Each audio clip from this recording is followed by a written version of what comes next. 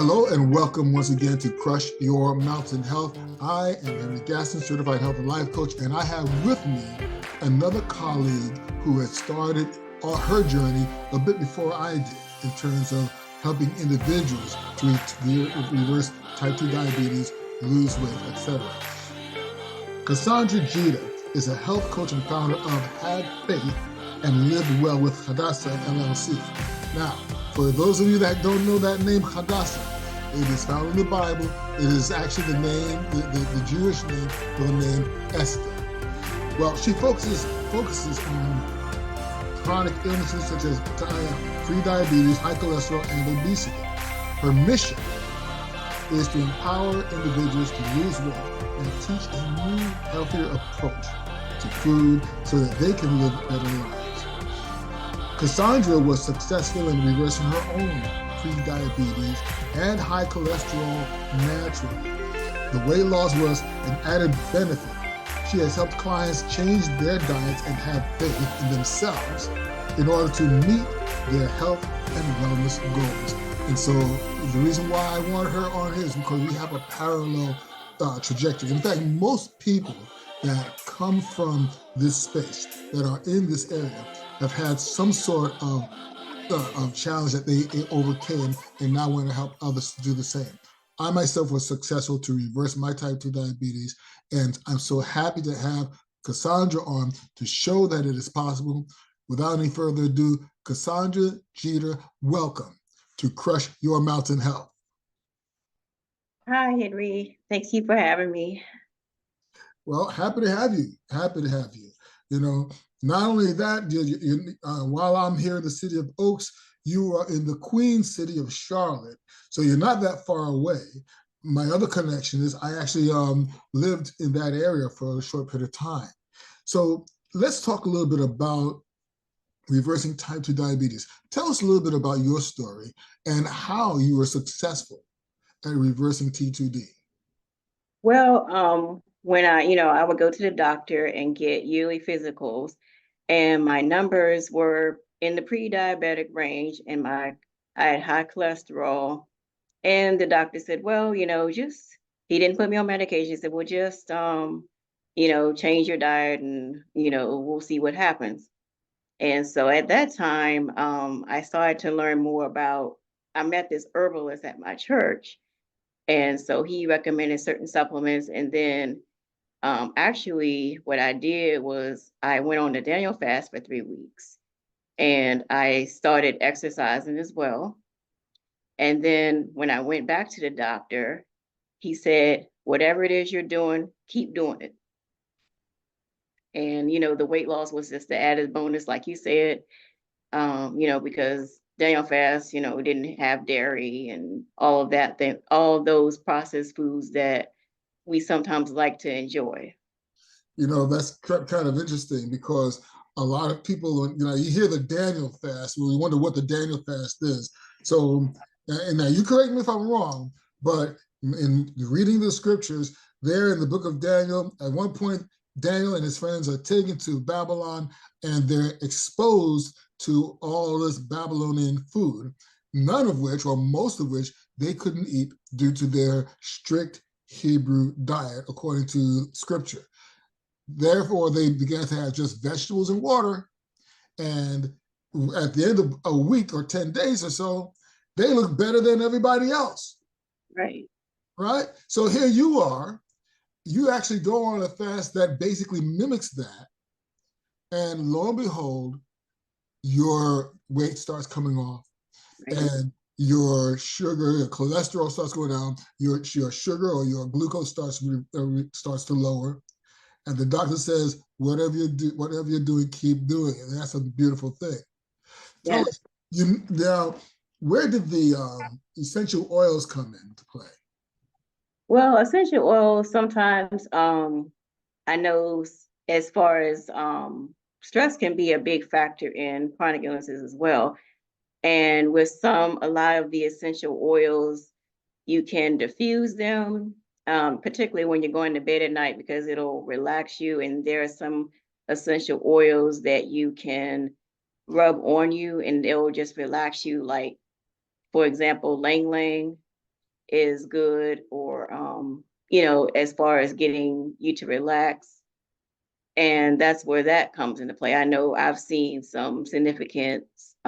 It's helped me and my family using the essential oils, and other people that I know as well. Yeah. So that's a little interesting side point. You see, and the reason why I brought that up is just in order for you to bring up the idea of the relaxation, because Right. stress raises a person's glucose. Our bodies are naturally designed to kick in or respond to stress. Just sleeping and waking up is a stress to itself. So what happens is in the morning, as you wake up, your glucose levels rise, your blood pressure rises a little bit, just so that you can wake up. But the problem is day-to-day life, those stress levels get out of control. Isn't that true? Yes. There are different parts to the, there are certain times of the day that your blood pressure may be high, your glucose may be high, or your glucose may even spike sometimes. And sometimes it may not be related to what you eat. Exactly, exactly, exactly. So now you mentioned also a little bit about doing some exercise. Tell us a little bit about the exercises that you did, and then we'll geek out a little bit on that too. Well, I know if I sometimes I like to go to the gym, and then sometimes I like to do things at home. So I went to the gym primarily, and you know, I get on the treadmill usually because it, you know, anything that gets the heart racing, and then I might do some weights. I always make sure that I stretch after a workout, because you know your muscles will get sore and they'll tighten back up. And I did a lot of walking. Before I moved to Charlotte, I used to live in Maryland, and there was a park close to my house, and it was about maybe about 2 miles, and I would walk around the lake, and that's another, if it was a nice day, and that's how I got exercise as well, just walking on the trails, or just walking in the neighborhood. Yeah, that's important for me personally. That's one of the things that really did it for me is the building muscle as well as increasing the cardio. And so, from my perspective and for my schedule, I found that after a while, I just couldn't go to the gym. It got too crowded in the evenings and in the afternoons. And by the time I got up in the morning, the gym wasn't even open at that time. So for me, jumping up, getting up, and having a program where I did a combination of weightlifting and cardio and calisthenics, as well as some sort of time under tension, I forget the name of it, but time under tension type of flexing helped to reduce the glucose and also relieve any stress levels that might have built up in the evening or in the morning. So those are some interesting things, some excellent points. I just want to stress how important that is. Cassandra, tell us this. You are an alumni of the Maryland University of Integrated Health. How did your training in integrated health prepare you for, as opposed to dealing with the conventional route of medicine? Well, I would say you're dealing with the whole health, like you got the mind, the physical, and the mental, not just dealing with the physical that some people deal with. So that's how that prepared me, just with the whole mindset and the attitude, and just your motivation of wanting to achieve your goals, wanting to achieve your health goals. And I did an online program while I worked full time. So, and we also had a chance to, we had a mentor coach the last semester. So that really helped as well to prepare for the real world, if you will. Well, you said something very interesting, okay? Because it's so vital that we realize that mindset is the first thing. I've always said that. We just had an interview with some excellent diabetes reversal coaches a few weeks back, and one of the things we really wanted to hone in on was you have to have the right mindset in terms of what's possible. Wouldn't you say that's true? Yes, I do.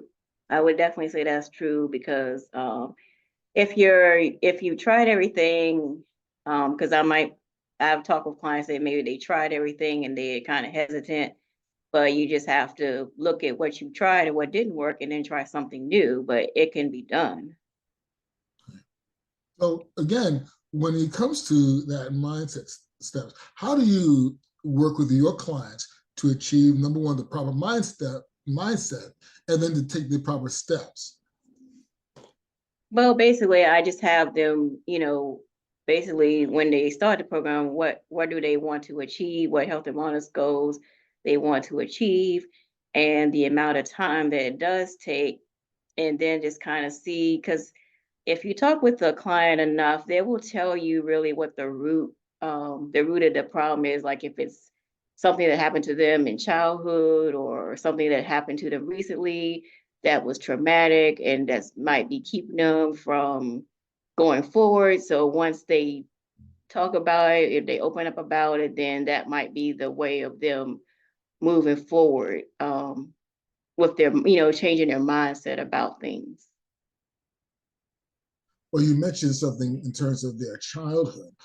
Can you give us an example of just how a person's childhood, their childhood traumas could actually spike or spark prediabetes, type 2 diabetes as an adult?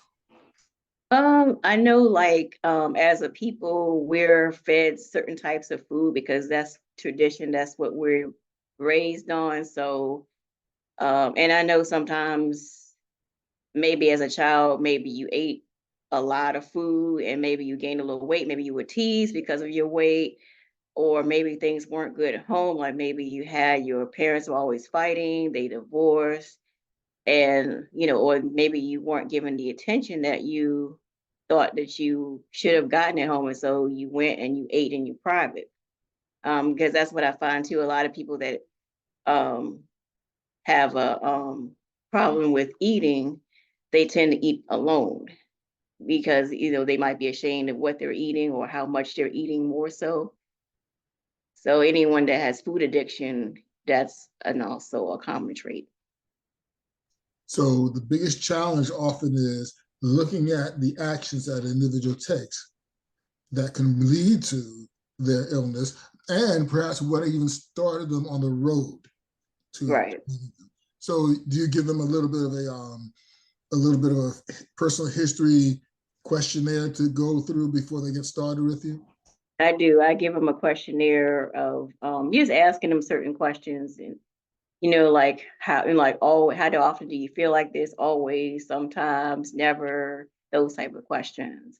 And then at the end of our when we get to the end of the program, then I'll revisit that same questionnaire to see how they've changed, how the answers have changed from when they started. That's pretty interesting by itself. So talk to us a little bit more in terms of the process of helping individuals to overcome their challenges in terms of reversing type 2 diabetes, as well as lowering cholesterol and losing weight. Talk a little bit more about the process. Well, I typically start with, discovery call to see what their problem is. And then it basically turns into, this is what I offer.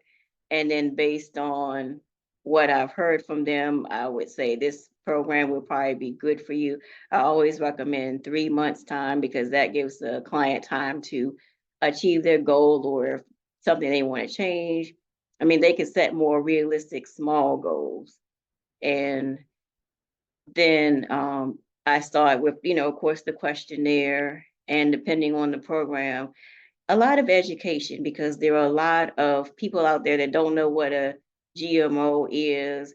They may not know, a lot of people have trouble with portion sizes, or they may not know what ingredients are toxic to them. If they're looking at, they don't know how to read a label, or they may not know what exactly is safe, because now everything is it's a lot of things out there now. Like you got to think about if the vegetable or fruit was planted in good soil, what's in the water, where did the meat come from? Was it farm raised? Is it wild? the antibiotics. There's a lot of questions that people may not know about. And so I give them that education at the beginning to teach them, okay, when you go shopping, this is what you need to look for, read the label. And this is a list of genetically modified organisms like high fructose corn syrup and everything. So it's just a lot of things that the client needs to be aware of and can relate to how they can better choose make healthier choices in their food. And also, do they cook or do they eat out? Because of course, when you eat out, you don't know what's in food. So you have to always, it doesn't hurt to ask, oh, hey, what do you cook this with, or what's in this when you go out? But I always say, cook your food, you know what's in there. You know, it's funny that you mentioned that because, you know, I was with a friend and relative some weeks ago, and you know, and we were doing some shopping to pick up some stuff for dinner, and they picked up a package of margarine, and I said, "You don't want to do that." He goes, Right. "Margarine? That's the healthiest thing out there, man. What's wrong with you?" So talk to us so that folks don't think it's just me. Tell us a little bit about margarine and why that's not the best thing for us. Well, margarine is made of usually oil, like soybean oil. Something that's more healthier is like maybe ghee butter. That's because you got to look at the saturated fat content and just all of the just how it's modified. And but yeah, margarine is not the healthiest choice at all.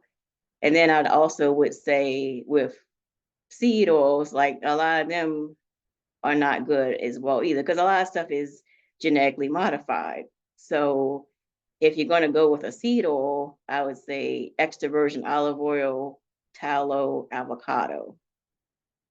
Okay, so let's define seed oils before we go there. So you mentioned another word, ghee. Now that's an Indian word. Actually, it's a Hindi word, ghee, and it's really, you know, you can spend some money on some ghee if you go to the stores. But here's something really simple about ghee. All it is clarified butter. If you take some good butter, when I say good butter, we're talking about the grass-fed cow's milk butter, and you just melt it down, remove the fat, you've got ghee. It's a little work, but guess what? A pound of that might cost you $11 at the store. Right, right. And 50 cents and just a little bit of work saves you much more. Now, for those that don't know, they've never heard of tallow, what is tallow? Tell them about that. That is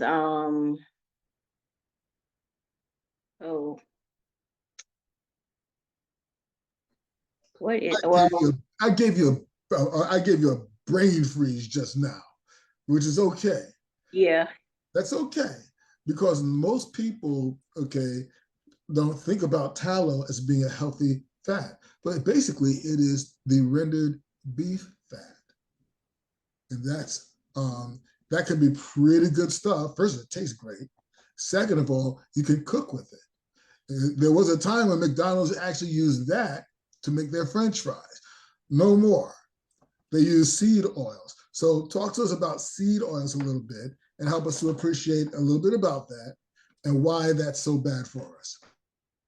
Well, I know with like you got soybean oil, because I know oftentimes the soybeans are genetically modified. So of course, you know, that makes that bad. And then peanut oil, same thing. And what else do you have? You have what is the other one?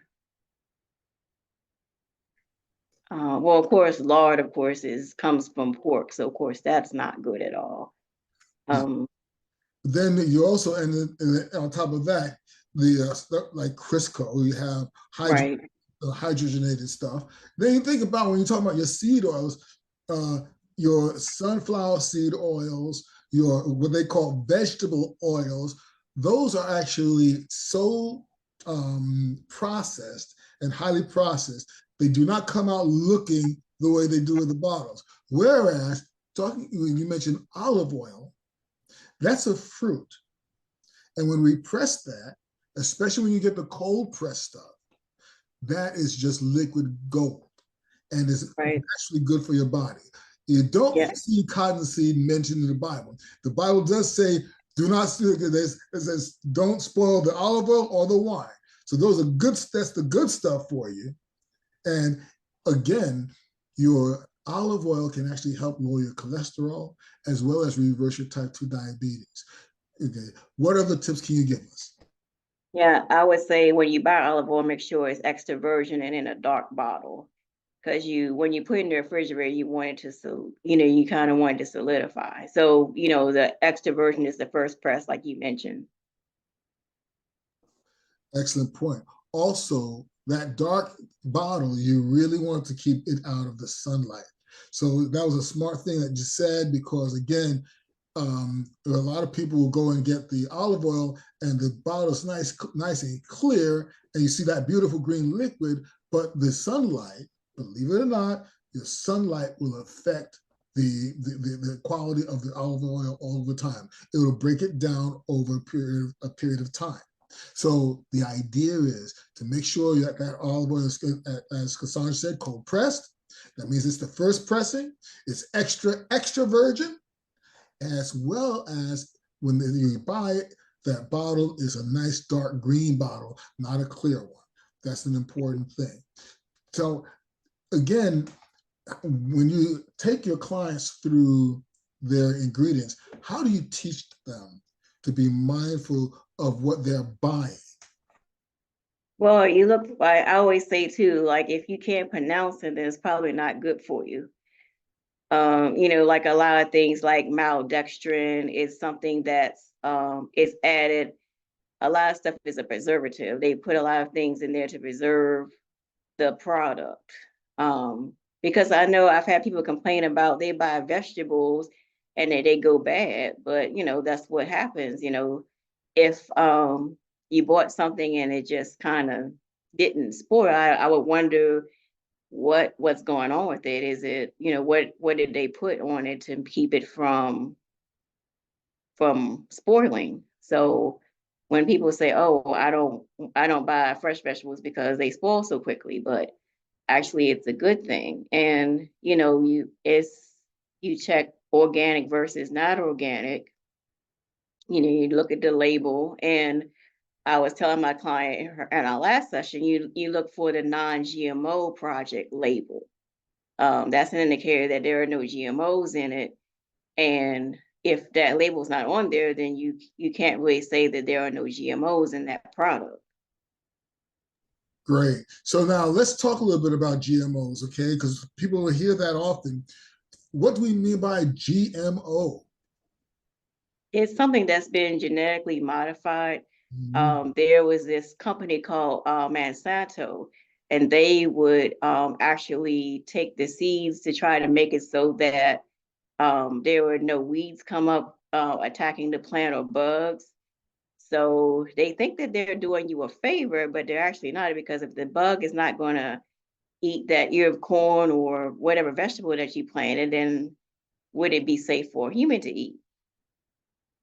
And I know they've changed the labeling a lot. Now they used to say you have to look on the back of it. It might say this product is bioengineered. So that's another code word they may use for a GMO. Wow. So let's think about that, folks, okay?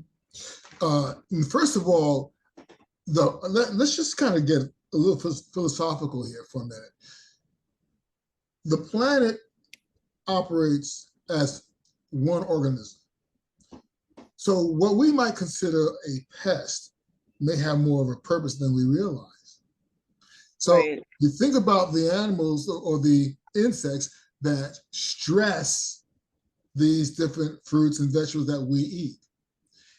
Many of those fruits and vegetables respond to that stress naturally. And that's where many of the nutrients come from that build us up. But in order to get a greater crop, they change the genes, they modify the genes of these plants. And in some cases, they modify the genes of the animals.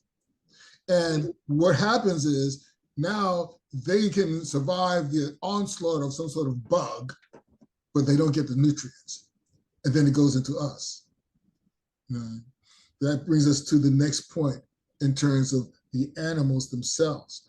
Because when it comes to beef, of course, we want to avoid pork. Many times we do. But on the other hand, I'll tell you, there are some Asian countries, they do pork pretty much, and they're pretty healthy. So when it comes to stuff like beef, on the other hand, and other meats, what's the danger that we need to be aware of? I would say for beef, it's anything that it might be antibiotics, and the same thing with chicken. A lot of these facilities, they will give chicken antibiotics because they want it to increase the size of the chicken.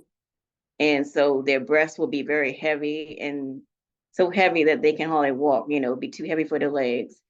And this is all, of course, to make money. And that's one thing that I think we need to build when it comes to chicken is the antibiotics, and the beef, make sure that it's grass fed, because they could feed it anything. And I would say for fish, same thing.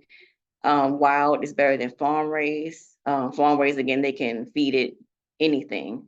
And if a fish is out in the wild, it's going to eat what it naturally eats in its habitat. Absolutely. I'll tell you something else too. It's one of those situations, and just think about it this way, friends. You may have seen the little picture where you see the little fish, and then there's the big fish eating the little fish, and there's right. a fish eating that, and it goes on and on and on. Well, think of us as that big fish. What that big fish before us ate, all the other fish that went in there. So when you have, let's just say,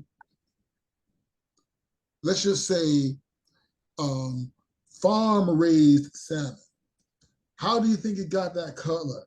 It got that color because they added a dye in the foods to give it that color. Right. But they fed them other stuff besides what they naturally eat. And that chemical is going into our bodies. Right. Whereas the salmon out there that's wild caught, it eats specific types of shrimp and specific types of other creatures that give it that color naturally. Right. And that's where your omega-3 fatty acids come from, and all of the other good nutrients. So think deeply when you go to shopping. Now, I'm a burger guy. I like my burgers. I do not go and buy my burgers, my ground beef from everywhere. I want to make sure that my ground beef is hormone-free, naturally raised, and grass-fed. Because if they give them grains, it's genetically modified organisms that will again go into their bodies. When they give them milk, when they're trying to produce milk, they give them hormones that actually keep them producing milk year round. And what happens to that cow? Well, now they get infected. The udders get infected. So now they have to give them antibiotics. And all of that goes where? It goes into the milk that they produce that they're selling in the stores. Right. Well, they say unless you're a calf, that milk isn't good for you. Wow. Yeah. Yeah.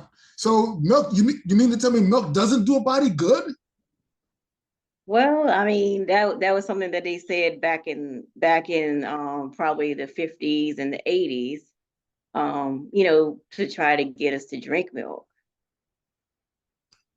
And why did they do that? Why do they do that? Well, it's always about promotion, propaganda. Now you're going to throw me right into the conspiracy theory ideas now, okay? Because I read up on Edward Bernays and how he created the whole propaganda concept in this country, things of that nature. That's for another show. Yeah, another show. Another show. But you know, we talked a little bit about the way the food industry has modified things. You mentioned Monsanto, the Monsanto company, which is notorious for some of the things that it's done in terms of, especially when it came to pesticides that have affected individuals to the point where babies are born defective, where babies are born dead, where they are not recognized as highly carcinogenic chemicals to humans. Now they're owned by Bayer. So, Right. but they're not out of the picture. They're just under the guise of another name, Right. and that's the sadness of it. But what does all of that have to do with type 2 diabetes? We're looking in this country, and tell me if you see what I see, where the majority of people are metabolically unhealthy, moving towards obesity, and therefore type 2 diabetes as well. Yes. Yeah, it's the standard American diet, which ironically the acronym is SAD. Talk to us a little bit more about that sad state of affairs. Yeah, well, a lot of things like we were talking about the oils are, overly processed, and everything is about fast food, going to McDonald's or any fast food restaurant there, and everything is like quick heat and eat, like TV dinners, and just quick. Everything is quick. Nobody really, and also just, you know, all the pizza, burgers, French fries, and all those processed foods, cookies, cakes, everything that we go to because it's quick, it tastes good, but you get a lot of those empty calories. That's such an amazing thing to think about, because for a while, at least in the 90s, there was something called the slow food movement. And they were actually pushing, taking the time to cook your food, to enjoy your food, to source your food responsibly for yourself and for your family. One of the things I try to encourage my clients and my listeners to do is to at least prepare one meal with their family or significant other, and take the time and make it a day, make it a wonderful moment where you can go to your farmer's market, you can pick out what you want to eat, you can bring it home, you can know where it came from, and you cook together, and most importantly, you eat together. Yes. Talk to us a little bit. Tell me what you jumped in, so I'm going to let you jump on it. As far as family sitting down and eating together. Sure. Yeah, I know that's something that we always do. We try to sit down as a family at the end of the day to eat. No phones at the table because that's always a distraction. And everywhere you go, you're going to see someone on their phone. We don't really talk anymore because everyone's always on their phone. But you take that family time where you take the time to cook and you talk about your day, and you just take time to enjoy your food as a family. Now, what does that strategy do for, number one, helping them to not gobble their food down, and number two, to lower their glucose? Well, I guess I've met people that say they eat their food fast because they grew up in a big family, and if they didn't eat fast, they didn't eat at all. So basically, you take the time to chew your food because a lot of things can happen, like gas and indigestion. And so it's important that you chew your food thoroughly, and you're able to, well, mostly I drink water, but you drink water, something healthy like that. And also I would say, I mean, just have a variety of things. Yeah.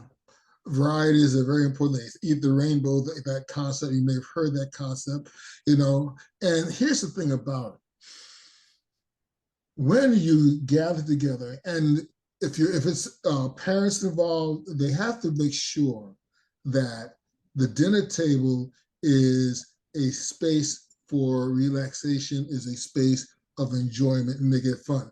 That's not the area to or the time to start chastising little Johnny or little Shamika about what they did. Now it's the time to enjoy the meal and to talk about life, talk about things. And now what does that do? As you mentioned, okay, you mentioned chewing your food. Well, a lot of the challenges that happen with our bodies nowadays, it's because we're gobbling things down, we barely swallow it. So what's happening is we're not taking the time to give the body's nervous system, the stomach, in this case, giving it the time to realize that it's full until we've overeaten and it says, oh, I can't take another bite. Whereas if we take the time to just chew slowly and swallow, then the body catches up and your stomach can tell you, signal your brain, say, okay, you're full. Here's another thing. Your body produces something called nitric oxide. And as you know, Cassandra, high blood pressure is something that is running rampant, along with type 2 diabetes. Both of those are indicative of high stress. Well, now, when we chew our foods and we take time, this is where the body actually produces nitric oxide that allows our blood vessels to relax and puts us in that rest and digest state of being. And now our blood pressure can actually lower. Our glucose can actually lower. The body digests the food properly. And we get full a lot sooner than we realize. And we are enjoying the company. And that's even more exciting and more enjoyable, you know. And then another good thing involved in that might be laughter, you know. Right. Yeah, yeah. So do you like to tell jokes at your dinner table? Not particularly. It's like more so stories. Like, I have stories that of things that actually happened to me, but people think I'm making it up. Oh no. God, you know, I gotta ask you, tell us a story. I would say, tell us a story, Cassandra. Tell us a story. Well, every day, I mean, during the week when I pick my son up, I have to leave about an hour early in order to get him because there was a long line of parents. So I literally get there an hour early and I listen to an audiobook.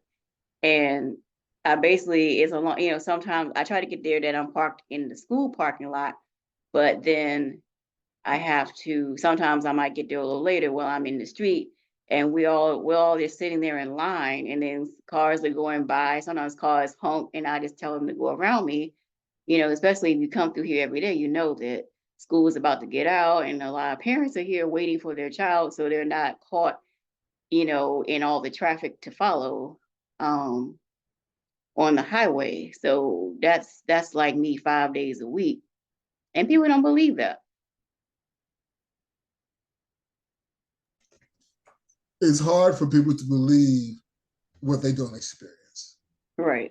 You know, and that kind of brings it around to what we talked about in the beginning, is mindset in terms of lowering one's glucose, because people oftentimes would rather take the conventional route, thinking that that is the only way to help their bodies. But oftentimes that's the most detrimental way, because we're coming out with all these different pharmaceutical drugs that are supposed to lower your A1C, that are supposed to help you with your diabetes, it's supposed to help you lose weight. And guess what? Every single one of them comes with side effects. And what we call side effects are actually effects that they just don't want. Right. But they're not. There's no part of the pill that has this, that's labeled side effect and then desired effect. No, it's all an effect. It's just that some of it happens that they don't want, and the marketing tells you, oh well, these are the ones we just don't want you to have. They're part of it. We just want you to ignore it. So if your arm is falling off, that's just a side effect, right? Right. And in the commercial, they say everything really, really fast, so you don't catch it all the way.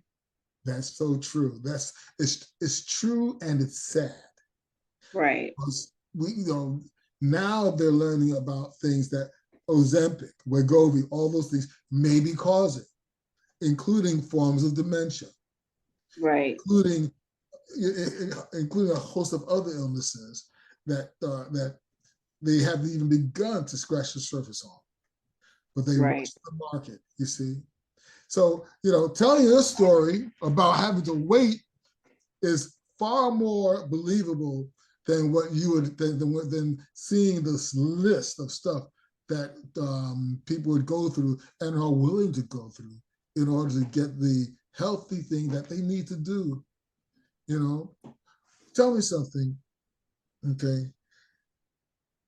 When you have your clients look back and see how far they've come, how do they feel? They're amazed because I've many of them, they really didn't know how to eat properly.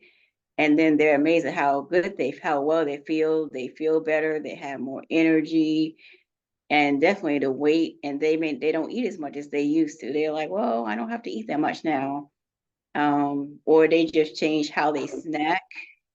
They don't, have the unhealthy snacks. They eat something that's more healthy, to make healthier choices in a snack, like maybe an apple and peanut butter, opposed to a slice of chocolate layer cake.